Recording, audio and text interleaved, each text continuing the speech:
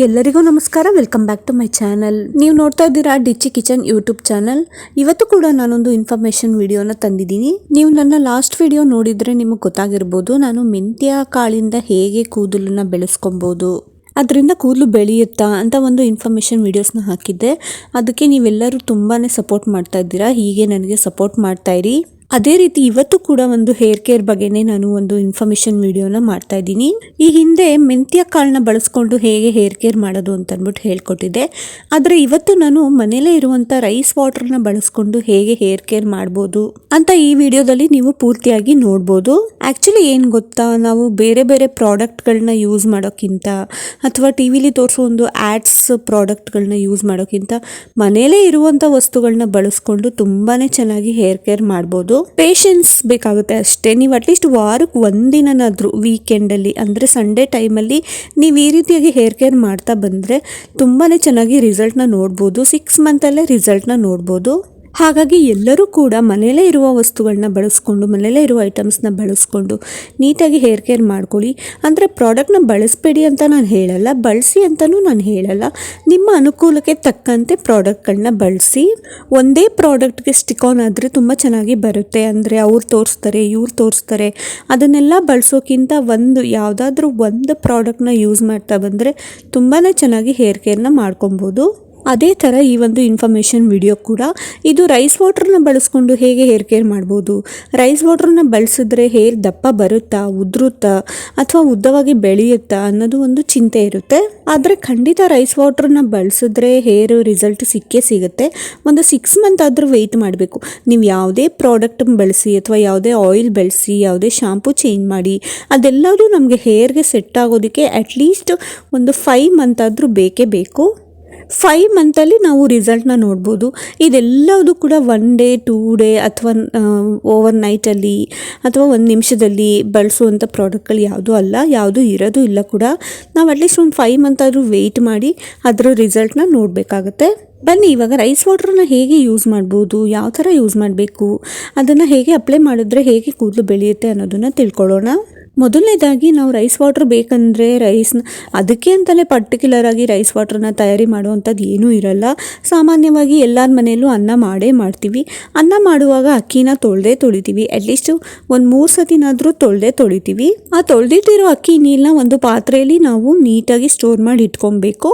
ಅದು 1 ಡೇ ಬಿಡಲೇಬೇಕಾಗುತ್ತೆ. ನಾವು ಇವತ್ತಿನ ದಿನ ಅಕ್ಕಿ ತೊಳೆದು ನೀಟಾಗಿ ನೀರಿಟ್ಟರೆ ಆ ತೊಳೆದಿರೋ ನೀರನ್ನ ನಾಳೆ ನಾವು ಯೂಸ್ ಮಾಡಬೇಕು. ಆ ರೀತಿಯಾಗಿ 1 ಡೇನ ಬಿಟ್ಟು ಯೂಸ್ ಮಾಡಬೇಕಾಗುತ್ತೆ. ಪ್ರತಿಯೊಂದು ಹೇರ್ ಪ್ಯಾಕ್ಗೆ ಹಾಕೋಕು ಅಥವಾ ನಾವು ಹೇರ್ಗೆ ಅಪ್ಲೈ ಮಾಡೋದಕ್ಕೆ ಅಟ್ಲೀಸ್ಟ್ ರೈಸ್ ವಾಟರ್ 1 ಡೇನಾದರೂ ನೀಟಾಗಿ ಅದು ಸ್ಟೋರ್ ಆಗಿರಬೇಕಾಗತ್ತೆ. ಇವಾಗ ಅದನ್ನು ಹೇಗೆ ಬಳಸೋದು, ಇವಾಗ ರೈಸ್ ವಾಟರ್ನ ಹೇಗೆ ತಯಾರಿ ಮಾಡ್ಕೊಳ್ಳೋದು ಅಂತ ಹೇಳಿದ್ದೀನಿ. ಅದನ್ನು ಹೇಗೆ ಬಳಸೋದು ಅಂತ ಇವಾಗ ತಿಳ್ಕೊಳ್ಳೋಣ. ಮೊದಲನೇದಾಗಿ ನಾವು ರೈಸ್ ವಾಟರ್ನ ಅಕಸ್ಮಾತ್ ಸ್ಟೋರ್ ಮಾಡಿ ಇಟ್ಟಿರೋ ರೈಸ್ ವಾಟರ್ನ ನಾವು ಮೊದಲನೇ ಹೇರ್ ಪ್ಯಾಕಲ್ಲಿ ಹಾಗೆ ಅಪ್ಲೈ ಮಾಡ್ಬೋದು. ಅಂತಂದರೆ ಇವಾಗ ನಾವು 1 ಡೇ ಬಿಟ್ಟಿರೋ ಸ್ಟೋರ್ ಮಾಡಿ ಇಟ್ಕೊಂಡಿರ್ತೀವಲ್ಲ ನೀರು, ಅದನ್ನು ಹಾಗೇ ನೀವು ಯಾವ ಆಯಿಲ್ ಬಳಸ್ಕೊಬೋದು. ತಲೆಗೆ ಎಣ್ಣೆ ಹಚ್ಚಿ ಸ್ನಾನ ಮಾಡುವಾಗ, ಅಂದರೆ ನೀವು ಸ್ನಾನ ಮಾಡಿ ಬರೋವಾಗ ಕೊನೆಯಲ್ಲಿ ನಾವು ಸ್ಟೋರ್ ಮಾಡಿ ಇಟ್ಕೊಂಡಿರೋ ರೈಸ್ ವಾಟರ್ನ ನೀಟಾಗಿ ತೊಳೆದ್ಬಿಟ್ಟು ಆ ನೀರಲ್ಲೇ ತಲೆನ ನೀಟಾಗಿ ತೊಳೆದ್ಬಿಟ್ಟು ಬಂದರೆ ತುಂಬ ಚೆನ್ನಾಗಿ ಹೇರ್ ಗ್ರೋತ್ ಬರುತ್ತೆ. ಆ ರೀತಿಯಾಗಿ ವಾರಕ್ಕೊಂದು 3 ಸತಿ ಮಾಡಿದ್ರೂ ಸಾಕಾಗುತ್ತೆ. ನಿಮಗೆ 6 ತಿಂಗಳಲ್ಲಿ ರಿಸಲ್ಟು ಗೊತ್ತಾಗುತ್ತೆ. ಅಂದರೆ ತೊಳೆದಿಟ್ಟಿರೋ ರೈಸ್ ವಾಟರ್ನ ಯೂಸ್ ಮಾಡಿಕೊಂಡು ವಾರಕ್ಕೊಂದು 3 ಸತಿ ಅದರಲ್ಲಿ ಹೇರ್ ವಾಶ್ ಮಾಡೋದ್ರಿಂದ ನೀಟಾಗಿ ಹೇರು ತುಂಬ ಚೆನ್ನಾಗಿ ದಪ್ಪವಾಗಿ ಉದ್ದವಾಗಿ ಬೆಳೆಯುತ್ತೆ. ನೆಕ್ಸ್ಟು ಇನ್ನು 2ನೇದಾಗಿ ಹೇಳೋದಾದರೆ, ನೀವು ಅದೇ ರೈಸ್ ವಾಟ್ರಿಂದ ಹೇರ್ ಪ್ಯಾಕ್ನ ಮಾಡ್ಕೊಬೋದು. ಅಂದರೆ ತುಂಬ ಏನು ಬೇಕಾಗಲ್ಲ. ಒಂದು 3 ಟೇಬಲ್ ಸ್ಪೂನ್ ಆಗೋಷ್ಟು ರೈಸ್ ವಾಟ್ರಿಗೆ ಒಂದು 2 ಟೇಬಲ್ ಸ್ಪೂನ್ ಆಗೋಷ್ಟು ಮೆಂತ್ಯ ಕಾಳಿನ ನೆನೆಸಿಟ್ಕೊಂಡು, ಹಾಗೆ 1-2 ಟೇಬಲ್ ಸ್ಪೂನ್ ಆಗೋಷ್ಟು ಅಗಸೆ ಬೀಜನ ನೆನೆಸಿಟ್ಕೊಬೇಕಾಗುತ್ತೆ ಹಿಂದಿನ ದಿನ. ಅದನ್ನು ನೆಕ್ಸ್ಟ್ ಡೇ ನೀಟಾಗಿ ಪೇಸ್ಟ್ ಮಾಡ್ಕೊಬೇಕು. ಆ ಪೇಸ್ಟನ್ನ ಹೇರ್ ಪ್ಯಾಕ್ ಆಗಿ ಯೂಸ್ ಮಾಡಿ ಒಂದು 20 ನಿಮಿಷ ಬಿಟ್ಟು ಆಮೇಲೆ ಹೇರ್ ವಾಶ್ ಮಾಡೋದ್ರಿಂದ ತುಂಬ ಚೆನ್ನಾಗಿ ಉದ್ದವಾಗಿ ದಪ್ಪವಾಗಿ ಬೆಳೆಯುತ್ತೆ ಕೂದಲು. ಇನ್ನು ನೆಕ್ಸ್ಟ್ ಹೇಳೋದಾದರೆ, ನಮಗೆ ಹೇರ್ ಪ್ಯಾಕ್ ಎಲ್ಲ ಮಾಡ್ಕೊಳ್ಳೋದಕ್ಕೆ ಟೈಮ್ ಇರಲ್ಲ. ಕೆಲವರು ವರ್ಕಿಂಗ್ ಮಾಡ್ತಿರ್ತಾರೆ, ಕೆಲವ್ರಿಗೆ ಮನೆ ಬ್ಯುಸಿ ಶೆಡ್ಯೂಲಲ್ಲಿ ಅದೆಲ್ಲ ಮಾಡ್ಕೊಳ್ಳೋಷ್ಟು ಪೇಷನ್ಸ್ ಇರೋದಿಲ್ಲ. ಅಂಥವ್ರು ಏನು ಮಾಡ್ಬೋದು ಅಂತಂದರೆ ಈ ರೈಸ್ ವಾಟರ್ನ ನಾವು ಸ್ಟೋರ್ ಮಾಡಿ ಇಟ್ಟಿರ್ತೀವಲ್ಲ ಅದನ್ನು ಒಂದು ಸ್ಪ್ರೇ ಬಾಟಲ್ಗೆ ಹಾಕೊಬೋದು. ಸ್ಪ್ರೇ ಬಾಟಲ್ಗೆ ಹಾಕ್ಕೊಂಡು ನೀಟಾಗಿ ಹೇರ್ಗೆ ಒಂದು ಸ್ಕ್ಯಾಲ್ಪಲ್ಲಿ ನೀಟಾಗಿ ಸ್ಪ್ರೇ ಮಾಡೋದ್ರಿಂದ ವಾರಕ್ಕೊಂದು 2 ಸತಿ ಸ್ಪ್ರೇ ಮಾಡಿಕೊಂಡ್ರೂ ಸಾಕು. ಸ್ಪ್ರೇ ಮಾಡಿಕೊಂಡು ಒಂದು ಸ್ವಲ್ಪ ಹೊತ್ತು ಮಸಾಜ್ ಮಾಡ್ಕೊಬೇಕು.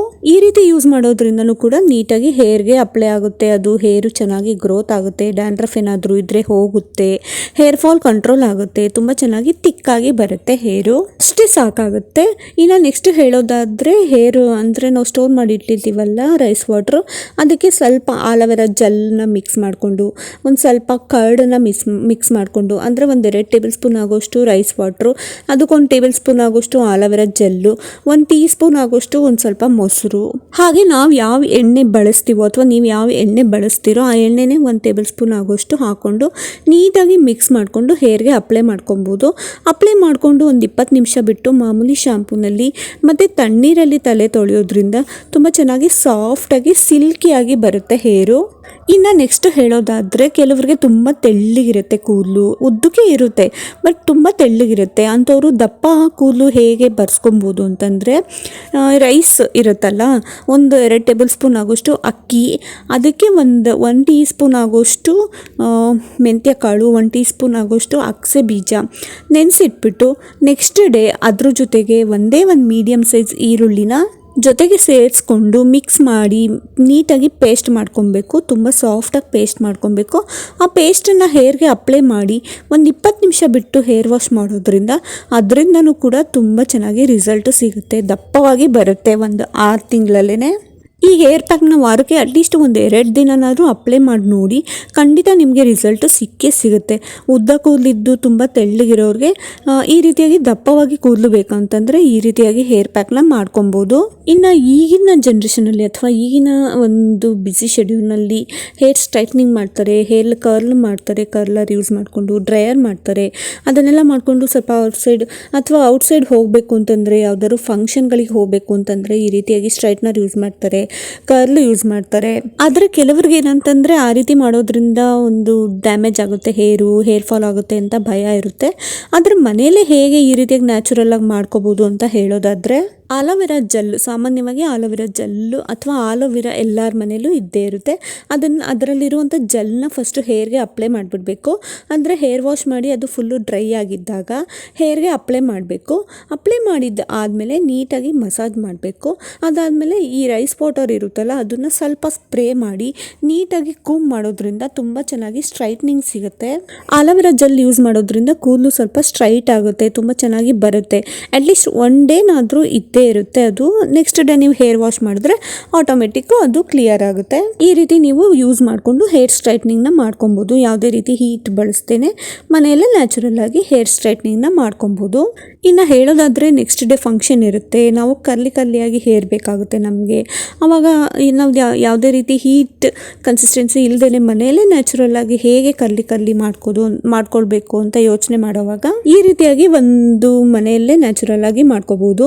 ಅದೇನಂತಂದರೆ ಮಾಮೂಲಿಯಾಗಿ ಅಗಸೆ ಬೀಜ ಇರುತ್ತಲ್ಲ, ಅಗಸೆ ಬೀಜನ ನೀಟಾಗಿ ಅದಕ್ಕೊಂದು 2 ಟೇಬಲ್ ಸ್ಪೂನ್ ಆಗೋಷ್ಟು ಅಗಸೆ ಬೀಜಗೆ ಅಟ್ಲೀಸ್ಟ್ ಒಂದು 4 ಟೇಬಲ್ ಸ್ಪೂನ್ ಆಗೋಷ್ಟು ನೀರನ್ನ ಹಾಕಿ ಚೆನ್ನಾಗಿ ಕುದಿಸ್ಕೊಬೇಕು. ಅದು ಸ್ವಲ್ಪ ನೋಳಿ ಥರ ಬರುತ್ತೆ, ಅಲ್ಲಿ ತನಕ ಕುದಿಸ್ಕೊಬೇಕು.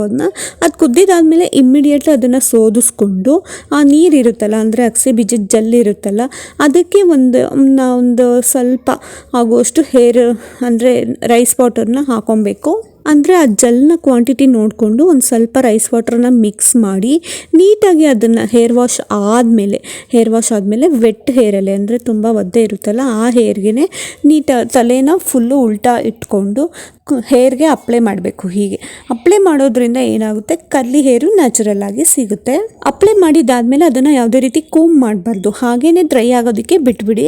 ನ್ಯಾಚುರಲ್ ಆಗಿ ಡ್ರೈ ಆಗಲಿ, ಒಂದು 10 ನಿಮಿಷ ಅಥವಾ ಒಂದು 20 ನಿಮಿಷ ಬಿಟ್ಟರೆ ನ್ಯಾಚುರಲ್ ಆಗಿ ಡ್ರೈ ಆಗುತ್ತೆ. ಆ ಡ್ರೈ ಆದಮೇಲೆ ಅದನ್ನು ಕೂಡ ಕೂಮ್ ಮಾಡಬಾರ್ದು, ಹಾಗೇ ಬಿಟ್ಟರೆ ತುಂಬ ಚೆನ್ನಾಗಿ ಕರ್ಲಿ ಹೇರು ನ್ಯಾಚುರಲ್ ಆಗಿ ಮನೆಯಲ್ಲೇ ಮಾಡ್ಕೊಬೋದು. ಇನ್ನು ರೈಸ್ ವಾಟ್ರು ನಾವು ಸ್ಟೋರ್ ಮಾಡಿ ಇಟ್ಕೊಂಡು ಅದನ್ನು ಒಂದು ಸ್ವಲ್ಪನೇ ಅಂದರೆ ನಾವು ನೈಟ್ ಮಲ್ಗೋವಾಗ ಸ್ವಲ್ಪ ಹೇರ್ಗೆ ಅಪ್ಲೈ ಮಾಡಿ ನೀಟಾಗಿ ಮಸಾಜ್ ಮಾಡಿ ನೆಕ್ಸ್ಟ್ ಡೇ ವಾಶ್ ಮಾಡೋಷ್ಟು ಏನು ಬೇಕಾಗಲ್ಲ, ಹಾಗೆಯೇ ಕೂಮ್ ಮಾಡ್ಕೊಂಡು ನೀಟಾಗಿ ತಲೆ ಬಚ್ಕೊಂಡ್ರೆ ನೀಟಾಗಿ ಚೆನ್ನಾಗಿ ಹೇರ್ ಗ್ರೋತ್ ಆಗುತ್ತೆ. ಅಂದರೆ ಅದೊಂಥರ ಒಂದು ಕಂಡೀಷ್ನರ್ ಥರ ನಮಗೆ ಅನಿಸುತ್ತೆ. ಈ ರೈಸ್ ವಾಟ್ರನ್ನ ಕಂಡೀಷ್ನರ್ ಆಗಿನೂ ಕೂಡ ಬಳಸ್ಕೊಬೋದು. ಏಕೆಂದರೆ ನಾವು ಆಲ್ಮೋಸ್ಟು ರೈಸ್ನ ನೀಟಾಗಿ ಅಕ್ಕಿನ ತೊಳೆದು ಆ ನೀರನ್ನ ಒಂದಿನ ಸ್ಟೋರ್ ಮಾಡಿ ಬಿಟ್ಟರೆ ಅದು ಆಲ್ರೆಡಿ ತುಂಬ ಚೆನ್ನಾಗಿ ದಪ್ಪವಾಗಿ ಸ್ಟೋರ್ ಆಗಿರುತ್ತೆ, ತುಂಬ ತಿಕ್ಕಾಗಿ ನೀರು ಸಿಗುತ್ತೆ ನಮ್ಗೆ ಅದರಲ್ಲಿ. ಅದನ್ನು ನಾವು ನ್ಯಾಚುರಲ್ ಕಂಡೀಷ್ನರ್ ಆಗಿ ಯೂಸ್ ಮಾಡ್ಕೊಬೋದು. ತುಂಬ ಚೆನ್ನಾಗಿ ಕಾಣುತ್ತೆ. ನಾವೆಲ್ಲರೂ ಫಂಕ್ಷನ್ಗೆ ಹೋದರೆ ಅದೊಂದನ್ನು ಅಪ್ಲೈ ಮಾಡಿಬಿಟ್ಟು ನೀಟಾಗಿ ಕೂಮ್ ಮಾಡಿಬಿಟ್ರೆ ನಾವು ಹೇಗೆ ಸೆಟ್ಟಿಂಗ್ ಮಾಡ್ತೀವಿ ಅದೇ ರೀತಿ ಸೆಟ್ಟಿಂಗಲ್ಲೇ ಹೇರ್ ಇರುತ್ತೆ.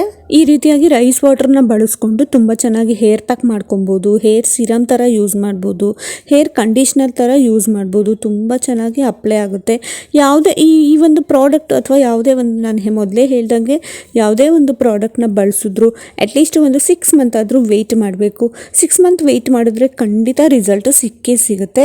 ಇದೆಲ್ಲದ್ರ ಜೊತೆಗೆ ನಾನು ಮೊದಲೇ ಹೇಳ್ದಂಗೆ ತುಂಬ ಚೆನ್ನಾಗಿ ಒಳ್ಳೆ ಆಹಾರನ ಊಟ ಮಾಡಬೇಕು. ಹಣ್ಣು ಹಂಪಲು, ತರಕಾರಿ, ಸೊಪ್ಪು, ಕಾಳುಗಳು ಇವೆಲ್ಲ ತಿಂತಾ ಬಂದರೆ ಒಳಗಿಂದನೂ ಸ್ಟ್ರಾಂಗ್ ಆಗುತ್ತೆ, ಹೊರಗಡೆಯಿಂದನೂ ಹೇರ್ ಗ್ರೋತು ತುಂಬ ಚೆನ್ನಾಗಿ ಬರುತ್ತೆ. ಅದ್ರ ಜೊತೆಗೆ ಚೆನ್ನಾಗಿ ನೀರು ಕುಡಿಬೇಕು. ನಾವೆಷ್ಟು ನೀರು ಕುಡಿತೀವೋ ಅಷ್ಟು ಸ್ಕಿನ್ ಆಗಲಿ ಹೇರ್ ಆಗಲಿ ಗ್ಲೋ ಆಗುತ್ತೆ. ನಮ್ಮ ಸ್ಕಿನ್ನು ಕೂಡ ಗ್ಲೋ ಆಗುತ್ತೆ, ನಮ್ಮ ಆರೋಗ್ಯ ಚೆನ್ನಾಗಿರುತ್ತೆ, ಹಾಗೆ ಹೇರ್ ಕೂಡ ಗ್ಲೋ ಆಗುತ್ತೆ. ಕೊನೆಯದಾಗಿ ನಾನು ಹೇಳೋದೇನು ಅಂತಂದರೆ, ನಾನು ಹೇಳಿದ್ದೇ ಸರಿ, ನಾನು ಹೇಳಿದ್ದೇ ಮಾಡಲೇಬೇಕು ಅಂತ ಯಾವುದೇ ರೀತಿ ರೂಲ್ಸ್ ಇಲ್ಲ. ಫಸ್ಟು ನೀವು ಪ್ಯಾಚ್ ವರ್ಕ್ ಅಂದರೆ ಒಂದು ಅಪ್ಲೈ ಮಾಡಿ ನೋಡಿ, ಅಟ್ಲೀಸ್ಟು ಒಂದು 3-4 ಸತಿನಾದರೂ ಅಪ್ಲೈ ಮಾಡಿ ನೋಡಿ. ನಿಮ್ಗೆ ಅಕಸ್ಮಾತ್ ಸೆಟ್ ಆದರೆ ಅದನ್ನು ಕಂಟಿನ್ಯೂ ಮಾಡಿ ಹೇಗೆ ಅನ್ನಿಸ್ತು ಅಂತ ನನಗೆ ಕಮೆಂಟ್ ಮಾಡಿ. ಖಂಡಿತವಾಗ್ಲೂ ನಾನು ಹೇಳೋ ಪ್ರತಿಯೊಂದು ಹೇರ್ ಪ್ಯಾಕ್ ಆಗಲಿ ಅಥವಾ ನಾನು ಏನೇನು ಬಳಸ್ತೀನಿ, ನಾನು ಪರ್ಸ್ನಲಾಗಿ ಏನೇನು ಬಳಸ್ತೀನಿ ಅನ್ನೋದನ್ನು ನಾನು ನಿಮ್ಮ ಜೊತೆ ಶೇರ್ ಮಾಡ್ತಿರೋದು. ನೀವು ಕೂಡ ಬಳಸಲೇಬೇಕು ಅಂತ ಯಾವುದೇ ರೀತಿ ಕಂಡೀಷನಾಗಿ ನಾನು ಹೇಳೋದೇ ಇಲ್ಲ. ನಿಮಗೆ ಇಷ್ಟ ಆದರೆ ಬಳಸಿ, ಇಲ್ಲಾಂತಂದರೆ ಸ್ಕಿಪ್ ಮಾಡ್ಬೋದು. 1-2-3 ಸತಿನಾದರೂ ಒಂದು ಪ್ಯಾಚ್ ವರ್ಕ್ ಥರ ನೀವು ಟ್ರೈ ಮಾಡಿ ನೋಡಿ. ಅಕಸ್ಮಾತ್ ಇಷ್ಟ ಆಗಿದ್ದರೆ ಈ ವಿಡಿಯೋನ ನೀವು ಸೇವ್ ಮಾಡಿಕೊಂಡು ಇದೇ ರೀತಿಯಾಗಿ ಅಪ್ಲೈ ಮಾಡ್ತಾ ಬನ್ನಿ ಅಂತ ಹೇಳ್ತಾ ನಾನು ಈ ವಿಡಿಯೋನ ಇಲ್ಲಿಗೆ ಎಂಡ್ ಮಾಡ್ತಾ ಇದ್ದೀನಿ. ಈ ವಿಡಿಯೋನ ಪೂರ್ತಿಯಾಗಿ ನೋಡಿ ನಿಮ್ಗೇನು ಅನ್ನಿಸ್ತು ಅಂತ ನಿಮ್ಮ ಅಭಿಪ್ರಾಯನ ಕಮೆಂಟ್ ಮೂಲಕ ತಿಳಿಸಿ. ಹಾಗೆ ನಿಮ್ಗೆ ಈ ವಿಡಿಯೋ ಇಷ್ಟ ಆಗಿದ್ರೆ ಪ್ಲೀಸ್ ಒಂದು ಲೈಕ್ ಮಾಡಿ, ಶೇರ್ ಮಾಡಿ. ಹೊಸದಾಗಿ ನನ್ನ ಚಾನಲ್ನ ನೋಡ್ತಾ ಇದ್ದರೆ ಪ್ಲೀಸ್ ಸಬ್ಸ್ಕ್ರೈಬ್ ಮಾಡ್ಕೊಂಡು ನೋಡಿ. ಪಕ್ಕದಲ್ಲಿರೋ ಬೆಲ್ಲೈಕಾನ್ನ ಕ್ಲಿಕ್ ಮಾಡಿ. ಇದರಿಂದ ನಾನು ಮಾಡೋ ಹೊಸ ವೀಡಿಯೋಸ್ ನೋಟಿಫಿಕೇಷನ್ ನಿಮಗೆ ಬರುತ್ತೆ, ನೀವೇ ಫಸ್ಟ್ ನೋಡ್ಬೋದು. ಮತ್ತು ನಿಮಗೆ ಏನು ಅನ್ನಿಸ್ತು ಇದ್ರ ಬಗ್ಗೆ, ನಾನು ಇನ್ನಷ್ಟು ಹೊಸ ವೀಡಿಯೋಸ್ಗಳು ಯಾವ ರೀತಿಯಾಗಿ ವೀಡಿಯೋಸ್ಗಳು ನಿಮಗೆ ಬೇಕಾಗುತ್ತೆ ಅನ್ನೋದನ್ನ ಕಮೆಂಟ್ ಮಾಡಿ. ನೆಕ್ಸ್ಟ್ ಟೈಮ್ ನಾನು ಅದೇ ರಿಲೇಟೆಡ್ ವೀಡಿಯೋಸ್ಗಳನ್ನ ಅಪ್ಲೋಡ್ ಮಾಡ್ತೀನಿ. ಹಾಗೆ ಇನ್ನು ನನ್ನ ಚಾನಲ್ನ ಯಾರ್ಯಾರು ಪೂರ್ತಿಯಾಗಿ ನೋಡಿಲ್ಲ, ಸಬ್ಸ್ಕ್ರೈಬ್ ಮಾಡಿಲ್ಲ, ಪ್ಲೀಸ್ ಸಬ್ಸ್ಕ್ರೈಬ್ ಮಾಡ್ಕೊಂಡು ನೋಡ್ತಾ ಇರಿ. ಮುಂದಿನ ವಿಡಿಯೋದಲ್ಲಿ ಸಿಗ್ತೀನಿ. Thank you.